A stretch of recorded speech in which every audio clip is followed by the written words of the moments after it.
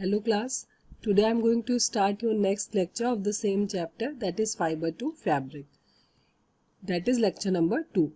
In the previous lecture, we have learned about the natural fiber and the synthetic or man-made fiber and about the wool. And in this lecture, we are going to learn about the silk fiber. So let's start. The topics going to be covered in this chapter are silk fiber and life cycle of silk moth. Okay, last lecture में हमने ऊन के बारे में, वूल के बारे में पढ़ा था. From where we get the wool and how it is cleaned and how it is dyed and what are the uses of wool. In this chapter we are going to learn about the silk fibre and about the life cycle of the silk moth. Silk moth means the insect from which we get the silk. जिस insect से हम silk fibre पाते हैं उसे silk moth कहते हैं. तो उसकी पूरी लाइफ साइकिल और सिल्क फाइबर के बारे में हम इस लेक्चर में पढ़ेंगे. Silk, what is silk? It is a natural fibre consisting mainly of two protein, that is fibroin and sericin. Silk क्या है? It's a natural fibre. Why it's a natural fibre? Because it is not artificially prepared. We get from the silk moth. हमें ये nature से मिलता है, silk moth से, silk के insect से मिलता है.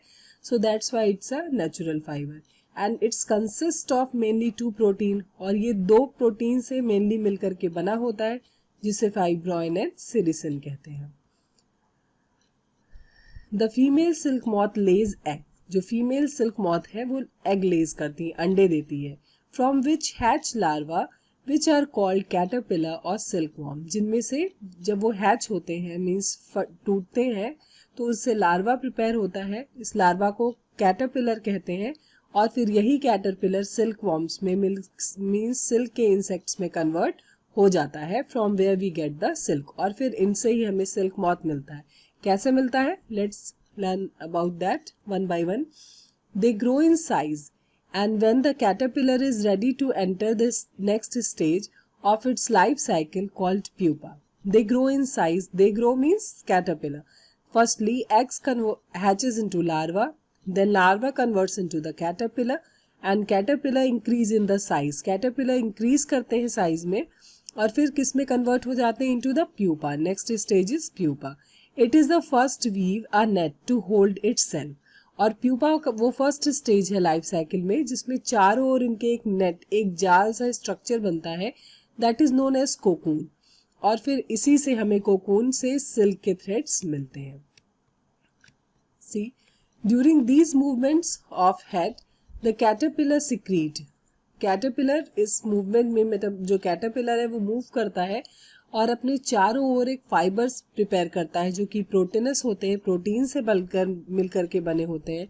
When it's come in the contact of the air, जब वो एयर के कांटेक्ट में आते हैं तो हार्ड हो जाते हैं और फिर यही प्रोटीन फाइबर्स जो है वो सिल्क फाइबर में कन्वर्ट हो जाते हैं. Okay, Firstly, egg hatches into the larva.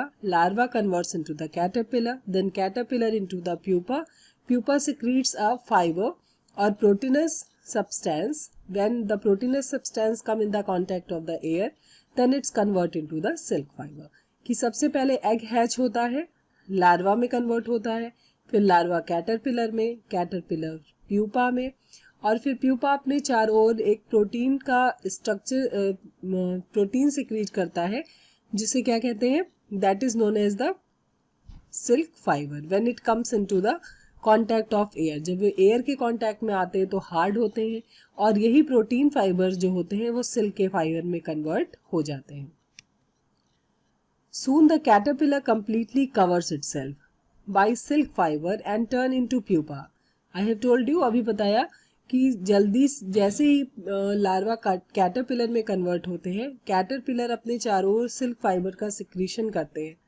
This covering is known as cocoon. तो जो सिल्क फाइबर उसे प्यूपा में कन्वर्ट होते वक्त फॉर्म होता है उसे कोकून कहते हैं. The further development of the pupa into moth continues inside the cocoon. अब कोकून के फॉर्मेशन के बाद जो भी डेवलपमेंट होता है वो प्यूपा के अंदर होता है. See, it's a life cycle of the silk moth. ये silk insect की life cycle है. Female silk worm, moth with eggs. ये देखिए, it's a female silk moth adult female silk moth which lays eggs, जो eggs lays करते हैं, then it converts into larva, फिर वो थोड़े बड़े होते हैं इस स्ट्रक्चर में जिसे लार्वा कहते हैं, and on that stage, इस स्टेज पे, and where the silk worms form, कहाँ पाए जाते हैं, ये पाए जाते हैं मलबरी की लीव्स पे, मलबरी को हिंदी में शहतूत भी कहते हैं, शहतूत की पत्तियों पे पाए जाते हैं, और when the egg hatches into the larva feed vigorously means larva बहुत तेजी से, बहुत ज़्यादा मात्रा में शहतूत की पत्तियों को खाते हैं, see it's a feeding on mulberry leaves, ठीक है, और फिर कन्वर्ट हो जाते हैं इनटू द कोकून्स, ठीक है, इनके चारों ओर जो स्ट्रक्चर बनते हैं, थ्रेड जैसे स्ट्रक्चर बनते हैं, then they converts into the pupa, और प्यूपा के चारों ओर थ्रेड जैसे स्ट्रक्चर बनते हैं जिसे कोकून कहते हैं। अब इसी कोकून को हम बॉयल करते हैं तो जो इंसेक्ट है वो श्रिंक कर जाते हैं, और जो कोकून है उसे सेपरेट कर लेते हैं, और इसी कोकून से फिर सिल्क फाइबर का फॉर्मेशन होता है। So it's clear, the egg hatches into the larva into the pupa, और प्यूपा के चारों ओर कोकून का फॉर्मेशन होता है। From there we get the silk fibres. The science related to silk production is called sericulture. वो science जो silk के स्टडी से रिलेट होता है उसे सेरिकल्चर कहते हैं। Silk is considered the queen of fibres. Why? हम सबको सिल्क पसंद है पहनने के लिए, क्यों? क्योंकि सिल्क कैसे होते हैं, सॉफ्ट होते हैं, लस्चरस होते हैं, बहुत सॉफ्ट होते हैं, बहुत शाइनी होते हैं, they can not easily shrink, जल्दी से कुड़ते नहीं हैं, बहुत अच्छे दिखते हैं। So that's why the silk is considered the queen of the fibres. Fibres का क्या कहते हैं, क्वीन कहते हैं। That's why they are so costly. Why they are so costly? Because they are prepared from the smaller cocoon, क्योंकि वो इन्हीं छोटे छोटे कोकून से थ्रेड्स बनते हैं, फिर इन्हीं फाइबर से फैब्रिक बनता है, so it's very costly. It is use for making dress material. बहुत सारे ड्रेस मटेरियल सिल्क के बनते हैं। We are all are well known about that. These are the saris, scarf, jackets, gloves and carpets. These all are prepared from the silk, so that's why, and the silk are lustrous and soft, so that's why the silk is known as the queen of the fibers. Or thread is obtained from the cocoon. Yarn means दो fibers किसी एक चीज के चारों ओर लपेटे जाते हैं, जैसे आपने घर में ऊन देखा होगा, लपेटा होता है ना, वैसे यार्न्स होते हैं। Okay, so the silk yarns where the threads are present, जहाँ थ्रेड पाया जाता है, is obtain from the cocoon. ये सिल्क के फाइबर्स कहाँ से मिलते हैं, थ्रेड कहाँ से मिलते हैं, कोकून से, ऑफ द सॉइल मॉथ और the silk moth. The most common silk moth is the mulberry silk moth. जो मोस्ट कॉमन सिल्क मॉथ है, जो कॉमनली पाए जाते हैं, वो मलबरी की लीव से पाए जाते हैं, so that's why they are known as the mulberry silk moth. The silk fiber from the cocoon of this moth is soft, lustrous and elastic. You have seen the silk, so you are well known about the silk कि silk soft होते हैं, lustrous होते हैं और elastic होते हैं.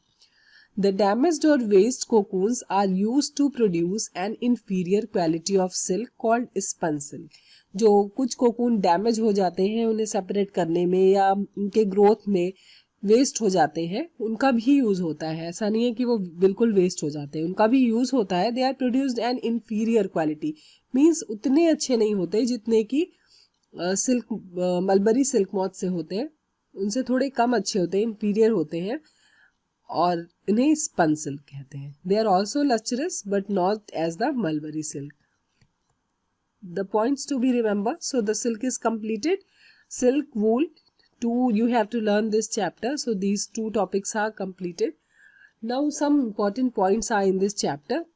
I am going to explain you have to remember these topics and points because these are very important. एक quick review कराते हैं chapter का, then I'll give you assignment in the assignment section. So let's start. Silk come from silkworms and wool from sheep, goat and yak. सिल्क कहाँ से मिलता है, silk moth से। सिल्क वॉर्म और silk moth are the same thing. And the wool from, और ऊन मिलता है हमें शीप से, गोट से और याक से।